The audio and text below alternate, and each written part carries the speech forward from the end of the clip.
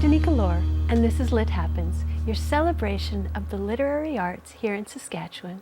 Today, I'm very pleased to welcome Dianne Young. Now, Dianne is an author of books for children and young people. Her newest book reaches another audience. She's here today to talk about Dear Me, the Widow Letters. Dianne, welcome to the show. Thanks, Danica. So this book is very different from the other books that you've published, and I've known you for a long time, and I've enjoyed your whimsical style and your colorful picture books and the work that you do for young people. This is very different, so just begin to tell me the story of this book. My husband died the beginning of October in 2014. When I'm dealing with something, I'm a reader, so I find books to help me understand things, and grief was something I didn't understand at all. And there was two books that made a big impression on me, one in a negative way and one in a positive way. The negative one was, it was a book by some woman who had written, and she was talking about her journey and things she had done, but it wasn't just that she talked about what she did, she talked about this is the way you need to do it. And one of the things she said was, you need to get rid of your husband things as soon as you can so that you don't dwell on it. I was so angry. I couldn't believe that someone would dare to tell me that I needed to get rid of my husband's things. So that book hit the garbage. I don't throw books out often, but that one did. I didn't want anybody else to have to read it. And then another book I found was called Understanding Your Grief. And something that was said in that book was, no one understands what you're going through because no one has lost who you've lost. And I thought, that is so true. I thought, yeah, because it was a life that I shared with him and nobody else has that. And so then I thought, the only person who understands what I've been through is me. If only I could go back and talk to myself, when I was first widowed, I wonder what I would say. And then from that musing, I thought, well, I wonder what other people would say to themselves, and it would be interesting to read what other people would tell themselves. So I thought, my first thing was, okay, well, before I ask other people to do this, I have to see if I can do it myself. So I wrote myself a letter. It was about a year and a half, 2 years after Bill died. And I thought, okay, I'm going to write a letter and see what would I tell myself. And I managed to get through it. And so then I put out a call for other people who might be interested in. I got lots of response. And then sometimes I would get a follow-up email saying, you know what, I can't do this. And it's okay. Like I would say, it's okay. It's not something that's easy to do. And if you're not ready, or it's not something does anything for you other than break your heart again, I said, then don't do it. But eventually I got 19 other women who were willing to submit a letter. So I put them all together, and this book is the result, and I couldn't be more proud of the women that are involved. Now, I think you've said somewhere that there's that idea that we say, oh, I know what you're going through. And this is saying, I don't know what you're going through, I know what I'm going through. Exactly. And I found that very poignant, because people deal with grief and loss in such different ways. And like you say, no one else has that specific person in that life. Yeah, and it was interesting, even reading the letters myself, I had something in common with every letter, but I also had something that was different in every letter, and the letters differ. One woman will say, don't read any books about grief. Another one will say, there's lots of books on grief that you read that will help you. And that's what I really like about this, is that it's not telling other people how they should feel, or what they should do, or what the best practice is for grief. This is what I went through, this is what I would tell myself. And if you can see similarities in your own journey, great, but there's no right way. It's all normal.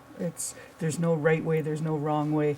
And for other people who aren't widows themselves, they can see the thinking of a widow and what they're actually going through, and maybe make it a little easier for them to be able to talk to, and help their widow friends or family.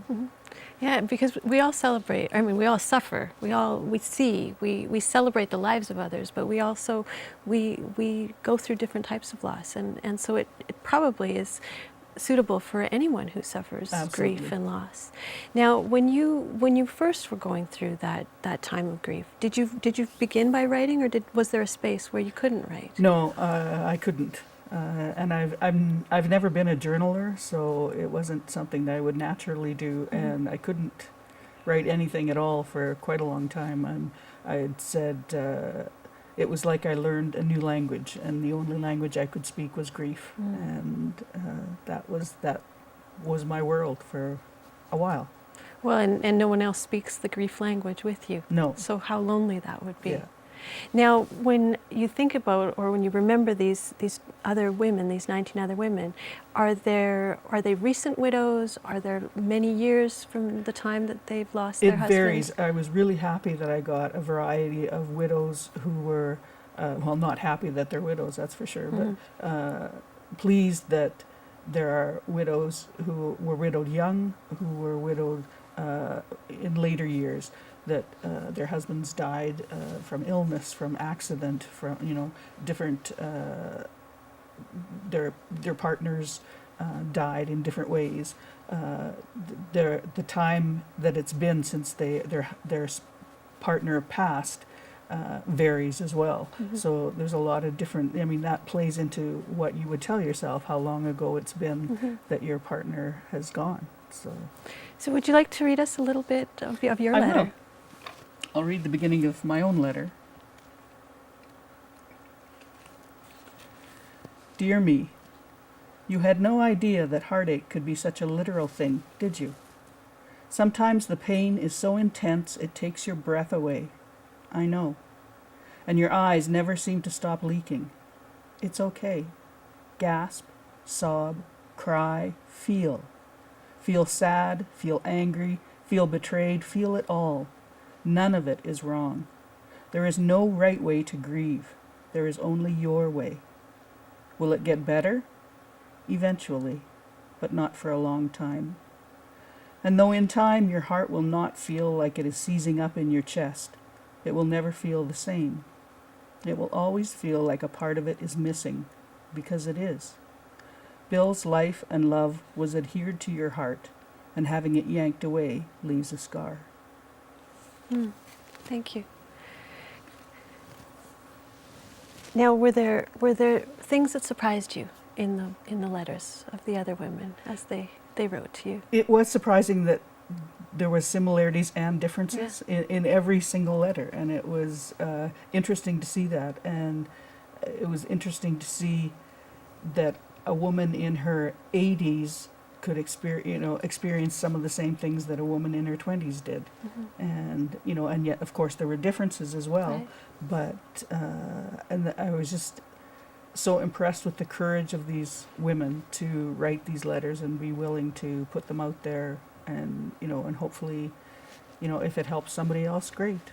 Well, and there's courage in gathering them all up and taking that step to ask people to share those letters and to put it out into the world. Thanks, Dianne. That's all the time we have for today. I'm Danica Lorer, and this has been Lit Happens. You can find past episodes by going to Shaw TV Saskatoon on YouTube. You can find me on Facebook or Twitter, and if you'd like to get a hold of me, I'm at danicalorer@gmail.com.